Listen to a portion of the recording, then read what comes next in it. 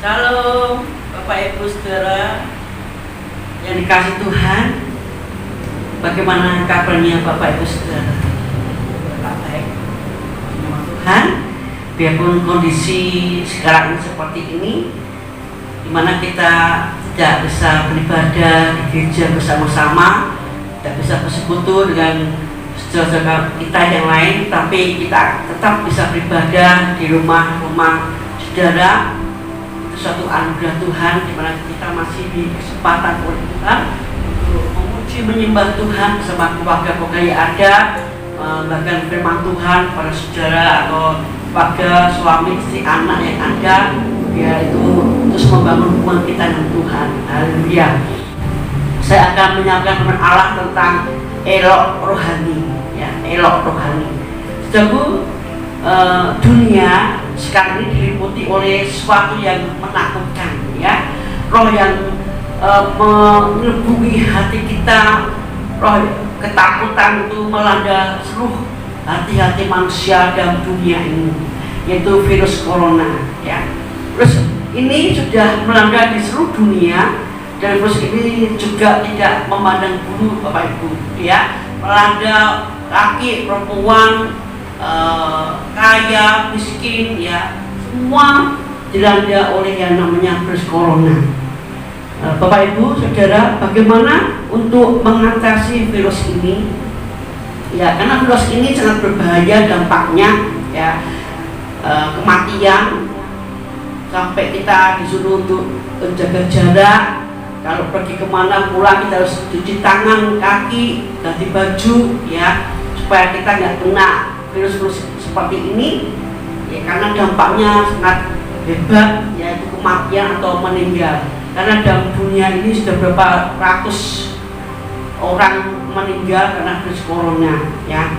Saudaraku, bagaimana untuk mengatasi virus ini, ya, yaitu kita belajar seperti orang-orang Israel, yaitu mau memisahkan hidup kita dari dunia, ya, mau terpisah hidup kita dari dunia, ya, supaya kita memisahkan hidup kita dari dunia, berarti kita menguduskan hidup kita, menyucikan hati kita, pikiran kita, seluruh kehidupan kita dari kesukaan dunia, dari hal-hal dunia yang selalu membawa kita dalam dosa.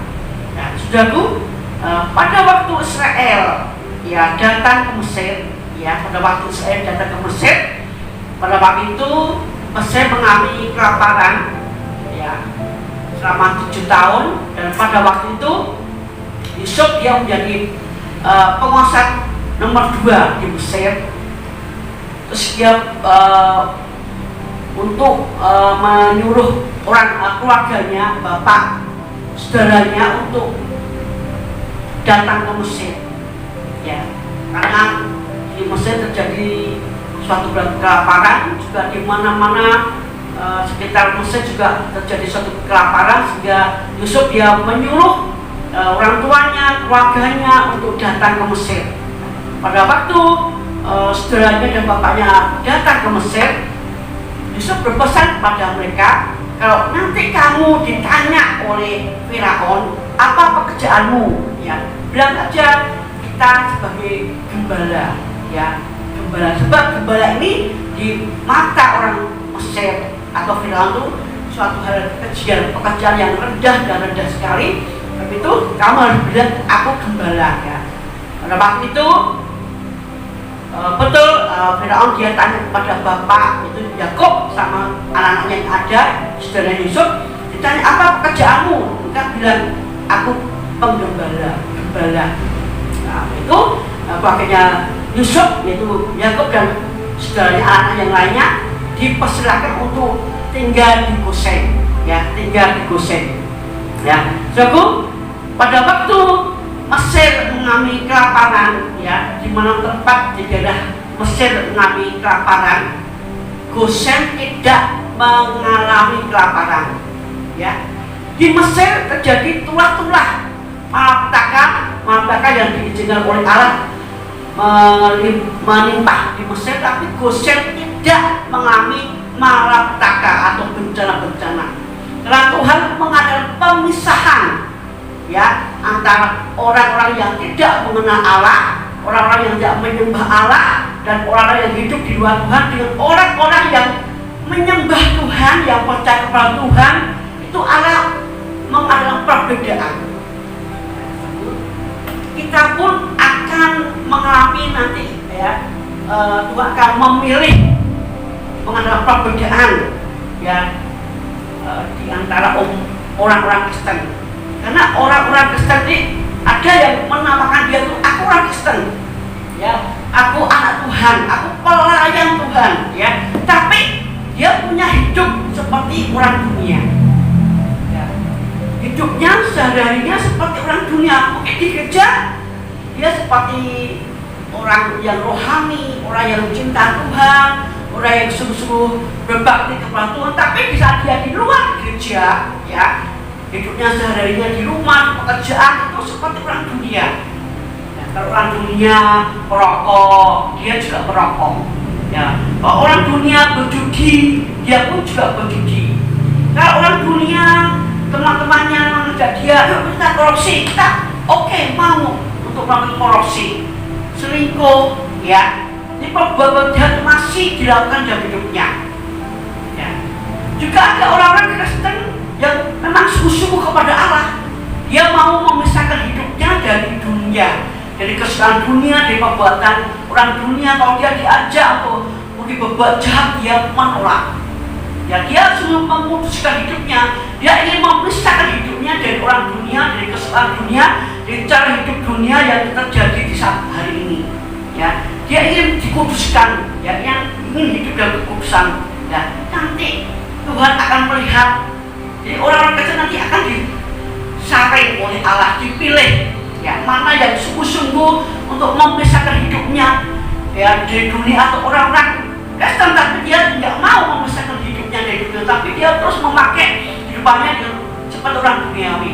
Memang Bapak Ibu, untuk memisahkan hidup kita, ya, dari dunia itu memang abot, ya, angel, sukar, tidak gampang, ya. Karena orang-orang kalau dipisahkan itu berarti seperti isolasi, ya, dipisahkan dari usaha dunia supaya dia tidak berbuat seperti orang dunia. Nah, daging ini kan biasanya sukanya yang enak, ya, yang berbuat dosa, yang nggak benar, pekerjaan yang gelap, ya, itu daging. Jadi nggak gampang kalau hidup kita dipisahkan dari hal yang seperti itu, ya. Tapi itu pilihan hidup kita, pilihan kita, ya.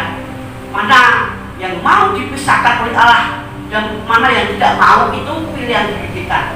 Ya, nanti kalau Bapak Ibu lihat di dalam Matius 24 bahwa Allah akan menyatakan pekerjaannya itu memilih, ya, pilihannya tersebut.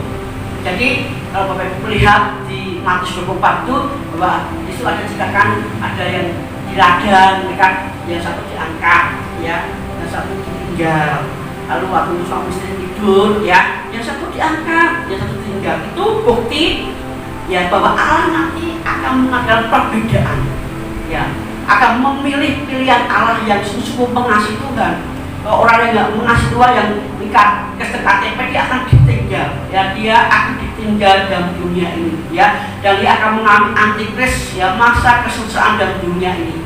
Nah, sebab itu Bapak Ibu, mari di zaman sekarang ini, di mana Tuhan sudah hampir-hampir datang dalam dunia ini, saudaraku, mari kita persiapkan hati kita, hidup kita, rohani kita untuk lebih hari lebih mau dikuduskan oleh Allah, lebih takut dan hormat kepada Tuhan, yang mau dipisahkan dengan orang dunia ini. Kalau orang dunia atau teman-teman kita di kantor, di perusahaan, di pabrik, kalau mengajar yang tidak baik, kita harus berani menolak. Biarpun resikonya kita mungkin dibenci, diejek, ya, dianggap sebagai teman, tidak apa-apa, ya. Yang penting kita harus menjaga hidup kita dalam kekudusan supaya nanti Tuhan akan membuat perbedaan dan kita akan mengalami pengangkatan yang bersama dengan Tuhan. Dan ini namanya kita memiliki elok rohani, yaitu hidup yang dikuduskan, ya, hidup yang dikuduskan, hati yang dikuduskan dari kecemaran dalam dunia ini. Ini berarti kita memiliki elok rohani di dalam kehidupan kita. Kalau kita mau memisahkan hidup kita dari dunia, dari kesukaan dunia, ya, perbuatan dunia, ya. Kalau kita tidak mau seperti orang dunia, ya, maka kita akan menerima janji-janji Tuhan. Nah, kok kita mau memisahkan hidup kita dari dunia, dari kesan dunia, perbuatan orang dunia, maka kita akan menerima janji-janji Tuhan. Jadi setiap perkataan Tuhan dan Alkitab ini yang penuh janji-janji ini akan digenapkan atas depan kita. Amin, tentu, amin, ya. Maka kita akan menerima janji Tuhan yang luar biasa. Banyak janji-janji yang dijanjikan oleh Allah di depan kita bagi orang-orang yang mau memisahkan hidup kita dari dunia, yang mau menguduskan hidupnya, yang memiliki hati yang kudus, itu akan menerima janji-janji Tuhan. Khususnya saat ini yang masih terkenal, Bapak Ibu, yang kita hadapi itu virus corona, ya. Dan kita akan menerima janji Tuhan bahwa Tuhan akan menjadi perlindungan buat kehidupan kita, ya. Dan Mazmur, ya, kita baca Bapak Ibu, Mazmur 91, ya, ayat 5 dan 7. Ke Bapak Ibu melihat video ini atau firman yang saya sampaikan pada saat hari ini, Bapak Ibu bisa membuka Alkitab, ya, di dalam Mazmur, ya, Mazmur pasal 91, ya, ayat yang ke-5 sampai yang ke-7, ya. Bapak Ibu bisa membaca bersama-sama saya, ya. Mazmur pasal 91 ayat 5 sampai 7, ya. Kita mulai hitungan ke 1, 2, 3. Engkau tak usah takut terhadap kedahsyatan malam, terhadap panah yang terbang di waktu siang, terhadap penyakit sampar yang berjalan di dalam gelap, terhadap penyakit menular yang mengamuk di waktu petang. Walaupun 1000 orang rebah di sisimu dan 10.000 di sebelah kananmu, tetapi itu tidak akan menimpahmu. Haleluya, dahsyat. Itu janji Tuhan, Bapak Ibu. Janji Tuhan itu tidak akan menimpahmu asal kita mau memisahkan hidup kita dari dunia. Ya, maka janji Tuhan akan digenapkan atas kita. Biarpun virus corona merajalela di dalam dunia ini, seluruh dunia ini, negara terjadi seperti itu, tetapi orang-orang yang mau dikuduskan oleh Allah, ya, mau mentaati akan firman Tuhan, mau memisahkan hidupnya dari dunia, maka janji Tuhan, perlindungan, pengayoman itu akan terjadi atas depan kita. Bahkan Tuhan menjadi perisai buat hidup kita. Satu keluarga, ya, suami, istri, anak akan dilindungi oleh Allah. Kalau kita punya keluarga yang mau memisahkan hidup kita dari dunia, orang keluarga yang mau hidup kudus itu akan menerima janji Tuhan. Ya, biarpun virus corona yang dampaknya mematikan atau banyak yang meninggal, itu tidak akan menimpa kita, ya. Sebab di dalam 1 Korintus 3 itu bahwa tubuh kita itu miliknya Tuhan, ada Roh Kudus, ada Rohnya Allah. Kalau Allah di dalam hati kita, hidup kita, tubuh kita, ya, siapa yang berani, termasuk virus corona, ya, gak berani menembus tubuh kita, masuk dalam tubuh kita, gak bakal bisa, ya. Penyakit sampar, penyakit yang berbahaya, kanker, tumor, itu gak bakal bisa. Sebab Tuhan ada bersama kita di dalam tubuh kita. Jadi kita akan mengalami perlindungan Tuhan, mengalami naungan Allah, sehingga virus itu tidak bisa menghingga dalam tubuh, di dalam keluarga kita. Asal kita, ya, mau dikuduskan, hidup kita mau memisahkan diri kita dari orang-orang dunia. Amin. Ya, sebab bulan ini, ya, maksudnya bulan Maret, karena firman Allah ini sudah saya siapkan bulan yang kemarin, bulan Maret, ya, itu temanya elok rohani, ya, elok rohani, cantik rohani atau bagus rohani. Itu bukan yang lahiriah, tapi yang di dalam itu hati yang bagus, hati yang cantik, hati yang oleh bertobat, yaitu elok rohani. Ya, hanya orang-orang yang elok rohaninya itu sangat dilindungi oleh Tuhan. Ya, amin Bapak Ibu, percaya? Amin. Ya, seperti biji matanya. Jadi Tuhan dalam melindungi kita itu seperti biji matanya Tuhan dilindungi. Ya, dia akan menjadi mempelai Kristus. Luar biasa ya. Dan orang yang seperti ini, dia mau bersekutu dengan Tuhan.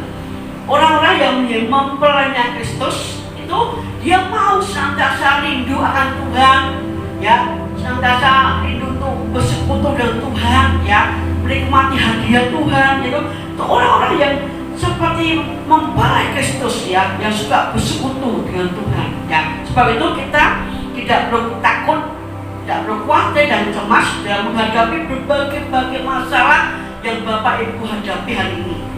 Ya, apapun pergumulan Bapak Ibu hari ini saat ini, untuk keluarga, untuk pekerjaan, untuk anak kita yang mungkin perlu juga pekerjaan, biaya kuliah, ya, percaya bahwa Tuhan sanggup menolong Bapak Ibu. Amin. Ya, Tuhan sanggup menyelesaikan setiap persoalan hidup kita. Dan kita mungkin menganggap abot berat, tapi bagi Tuhan tidak ada yang berat, tidak ada yang abot, ringan adanya bagi Tuhan. Sebab tidak ada yang mustahil bagi Tuhan, tidak ada yang suka bagi Tuhan. Apapun masalah yang kita hadapi, ya, Tuhan sanggup menolong hidup kita. Juga masa sekarang tidak perlu takut dengan virus corona, Bapak Ibu, ya. Tuhan ada bersama kita, Tuhan di samping kita, ada dalam keluarga kita, ya. Dia selalu membentengi hidup keluarga kita, ya, sehingga kita akan terluput dari virus corona. Sebab hidup kita selalu hidup taat kepada Allah, hidup yang menjauhi setiap perbuatan orang duniawi, hidup yang mau dikuduskan oleh Tuhan. Ya, Pak, pada sore ini Allah belajar tentang Esther, ya. Esther ini menggambarkan gereja Tuhan. Esther ini menggambarkan gereja Tuhan, ya, seperti pengantinnya Tuhan, ya, pohon murah, ya, pohon murah. Itulah nama asli Esther. Nama Esther yang asli itu Hadasa, ya. Hadasa itu artinya pohon murah. Mari kita akan melihat Bapak Ibu tentang pohon murah, ya, di dalam Sakaria pasal yang pertama ayat yang ke-8. Ya, Bapak Ibu yang lihat, kita akan membuka Alkitab kita, itu Sakaria, ya, Sakaria pasal yang 1 atau pertama ayat yang ke-8. Kita baca sama-sama. 1, 2, 3. Tadi malam aku mendapat suatu penglihatan, tampak seorang yang menunggang kuda merah. Dia sedang berdiri di antara pohon bermurah yang di dalam jurang, dan di belakangnya ada kuda-kuda yang merah, jambu, dan yang putih. Amin. Ya. Kalau kita melihat, Ibu, bahwa sering Tuhan itu menggambarkan manusia itu seperti pohon, ya. Di dalam Alkitab, ya, sering Tuhan menggambarkan manusia itu seperti pohon, ya. Karena Allah di dalam Matius 3 ayat ke-10, bahwa kapak sudah tersedia di akar pohon. Kalau pohon itu tidak berbuah, ya, tidak berbuah, dia akan ditebang, ya, dipotong. Dan kita akan mengerti bahwa pohon itu saat ditebang pasti akan dibakar, ya, dimasukkan dalam api. Ya, Bapak Ibu, mari dengan kesempatan yang masih ada, Tuhan berikan waktu, kita masih berikan umur panjang, kesehatan, ya, juga kehidupan buat depan kita, biar waktu-waktu yang singkat ini kita gunakan untuk terus memperbarui kehidupan kita, terus mengurus kehidupan kita melakukan pertobatan demi pertobatan. Kalau mungkin masih ada kehidupan lama yang masih kita lakukan, kita akan bertobat, ya, supaya Tuhan senantiasa memberkati hidup kita, ya. Tuhan senantiasa melimpahkan anugerahnya, rahmatnya buat depan kita, supaya kehidupan kita senantiasa menjadi kehidupan yang menyenangkan hati Tuhan, ya. Kalau kehidupan kita kuduskan, itu suatu persembahan yang sungguh menyenangkan hati Tuhan, ya. Oh, tadi kita melihat Zakaria 1 ayat 8, di situ ditulis pohon-pohon murah, ya, yang terletak di dalam jurang atau di bawah, ya. Di situ juga ditulis kuda merah. Nah, itu menggambarkan peperangan atau darah. Kalau kita melihat peperangan itu pasti ada darah, pasti, ya. Kita akan belajar yaitu menanggapi panggilan tinggi, ya, menanggapi panggilan tinggi, ya. Bapak Ibu, kita dipanggil oleh Allah dengan panggilan yang tinggi sekali, dan itu digambarkan sebagai pohon murah, ya, yang tadi letaknya di dalam lembah atau di bawah, dan dia akan dipindahkan atau diangkat ke tempat yang tinggi, ya. Itu ini juga menggambarkan dalam kehidupan kita, dan kita harus menyadari diri kita, ya, bahwa hidup kita ini orang yang berdosa, ya, orang yang berdosa, dan kata upah dosa adalah maut. Oh, kita orang berdosa itu pasti nanti hidup kita itu tempatnya di api neraka, di dalam penghukuman Allah, ya. Tetapi kita melihat, ya, bahwa Allah akan memanggil kita dengan panggilan yang tinggi, dengan dia mati di atas kayu salib menanggung dosa-dosa kita, ya, supaya kita yang orang yang berdosa, orang yang tempatnya yang paling bawah, yang tadinya kita harus menerima hukuman daripada Allah, diangkat, dipindahkan ke tempat yang indah, yang mulia bersama dengan Tuhan, ya. Itu panggilan tertinggi, ya, dari Tuhan untuk hidup kita sebagai orang berdosa, ya. Rasul Paulus pun juga begitu, dia mengakui, ya, aku ini orang yang celaka, aku ini orang yang berdosa, ya. Kalau Ibu melihat kehidupan Paulus, ya, waktu dulu itu namanya Saulus, sebelum dia bertobat, dia membunuh banyak orang Kristen, aniaya, menjarakan orang Kristen, ya. Kalau ada orang yang mengaku Tuhan Yesus dibunuh, dianiaya, itu hidup Rasul Paulus sampai dia berkata, aku orang yang pakai itu celaka, aku orang yang paling banyak dosanya, ya. Kalau kita lihat Bapak Ibu di dalam Filipi, ya, Filipi pasal yang ketiga, kita buka Bapak Ibu.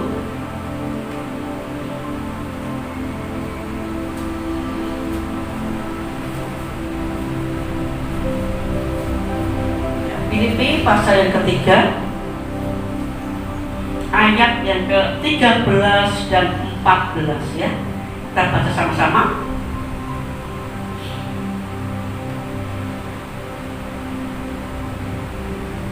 Saudara, aku sendiri tidak menganggap bahwa aku telah menangkapnya, tetapi ini yang kulakukan, aku melupakan apa yang telah di belakangku dan mengarahkan diriku kepada apa yang di hadapanku, dan berlari-lari kepada tujuan untuk memperoleh hadiah, yaitu panggilan surgawi dari Allah dalam Kristus Yesus, ya. Rasul bilang, aku melupakan apa yang ada di belakangku. Jadi kehidupan Rasul yang dulunya jahat, kejam, ya, tidak punya perasaan, ya, suka membunuh orang-orang Kristen, menganiaya orang Kristen, tapi itu dilupakan, ya. Dia mengarahkan pandangannya ke depan, itu panggilan surgawi, di mana Tuhan sudah sediakan upah pahala yang luar biasa buat kehidupannya, ya. Demikian juga dari kita, ya, kita mungkin punya latar belakang yang gak baik, yang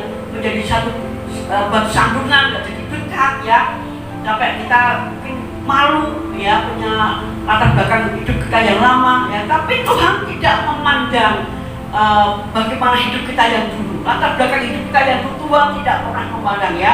Yang penting hari ini kita harus memandang ke depan, mengarahkan pandangan kita ke depan, ya, di mana Tuhan akan datang sebagai mempelai Kristus dari depan kita, dan kita sebagai mempelai Kristus, ya, mempelai perempuan bagi Tuhan, dan tugas kita yaitu menguduskan hidup kita, yang kita meresponi panggilan Tuhan supaya untuk kita bisa bersama-sama dengan Tuhan di surga yang mulia. Itu rencana Allah buat umatnya yang saat hari ini, Bapak Ibu.